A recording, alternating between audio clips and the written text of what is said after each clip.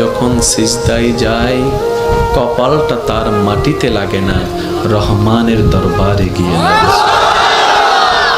আফসোস আমাদের জন্য সেই সিজদাকে না বুঝার কারণে। আপনাদের মসজিদেও হয়তো অনেকবার আপনারা লক্ষ্য করেছেন, রুকুতে না হয় সিজদাতে না হয় বৈঠকে ইমাম যদি কোনো রকম একটু দেরি করে, 5-10 সেকেন্ড যদি একটু সালাম ফিরাতে দেরি করে কিংবা উঠতে দেরি করে, পিছন থেকে একটা কাশি নামক মিসকল চলে আসে। কাশি নামক মিসকল চলে আসে, ও ভাই তুই কাশলি কেন, তোর কি জক্কা হয়েছে? বলে যে না, ঠান্ডা লেগেছে। না তো কাশলি কেন? বলে যে হুজুরকে একটু সিগন্যাল দিলাম। কিসের সিগন্যাল? বলে যে আমার 3 তাসবিহ শেষ হয়েছে। হুজুর আপনারটা শেষ হলে আপনি এবার তুলতে পারেন, আপনি এবার মাথাটা তুলতে পারেন, আপনি এবার মাথাটা তুলতে পারেন। হুজুর আমার তাশাহুদ শেষ হয়েছে, দরুদ শেষ হয়েছে, আপনার শেষ হলে আপনি এবার সালামটা ফিরাতে পারেন। কিরে ভাই, নামাজ তো মওলার সামনে দাঁড়ানোর একটা সুবর্ণ সুযোগের নাম, নামাজ তো গুনাহ মাফের একটা জারিয়ার নাম, নামাজ তো রবের রহমত পাওয়ার একটা জারিয়ার নাম। এখানে এসে তুই তাড়াতাড়ি করছিস কেন? বলে যে আফসোস, আমি নামাজটা জেনেছি, বুঝার মতো বুঝতে পারিনি। জেনেছে তারা শুধু সপ্তাহে জুমার দিন যায়, আজকে যেমন গিয়েছে 2 রাকাতের জন্য। আর যারা নামাজ বুঝতে পেরেছে তারা তো 5 ওয়াক্ত পড়ে পড়ে হাজার ব্যস্ততার মধ্যে রাতের ঘুমটাকে হারাম করে গভীর রাতে তাহাজ্জুদ নামাজে দাঁড়াইয়া যায়। কাউকে টেনে মসজিদে আনা যায় না, ওরা হচ্ছে জান্নেওয়ালা, আমার মতো আপনার মতো। আর যারা নামাজকে বুঝতে পেরেছে, নামাজের স্বাদ বুঝতে পেরেছে, নামাজের মজা বুঝতে পেরেছে, রুকুর মজা বুঝতে পেরেছে, সিজদার প্রশান্তি বুঝতে পেরেছে, তাদেরকে টেনে সিজদা থেকে তোলাও যায় না।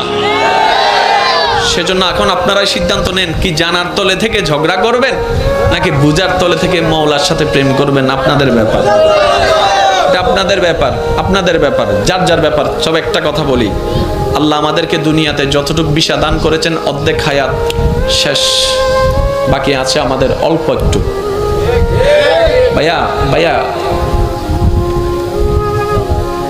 একটু বাকি আছে, আমারও আপনারও, আমাদের সবার।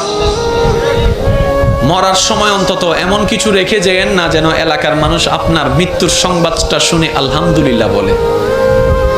এমন কিছু রেখে যেন না, যেন আপনার ছেলেরা, আপনার নাতিরা আপনার নাম শুনলে যেন লানত দেয়। এটা জীবন নয়, এটা জীবন নয়, এটা জীবন নয়। এমন একটা জীবন বানান যেন আপনার মৃত্যুর সংবাদটা শুধু আপনার পরিবারের মুখে চোখের মধ্যে মলিনতা আর অশ্রু আনবে না, শুধু আপনার আশেপাশে পরিচিতরা পর্যন্ত বলবে, আহ আফসোস, আজকে একজন নেককার বান্দাকে হারিয়ে ফেলেছি, আজকে একজন মায়ার মানুষকে হারিয়ে ফেলেছি, আজকে একটা মমতার মানুষকে হারিয়ে ফেলেছি। যেভাবে সিদ্দিকে আকবর দুনিয়া থেকে যাওয়ার পরে জগৎ কান্না করেছে, ফারুকে আজম যাওয়ার পরে জগৎ কান্না করেছে, ওসমান ও আলী যাওয়ার পরে জগৎ কান্না করেছে, ইমাম হোসেন কারবালায় শহীদ হওয়ার পরে 2022 সালে চট্টগ্রামের মানুষ পর্যন্ত কান্না করছে। আল্লাহু আকবার।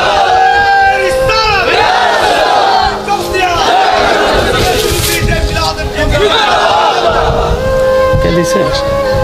কে দিছে এটা? মাশাআল্লাহ, মাশাআল্লাহ, মাশাআল্লাহ, আলহামদুলিল্লাহ। আমি রাখছি, সবাই বলেন একবার মারহাবা। তাহলে একটার নাম জানা।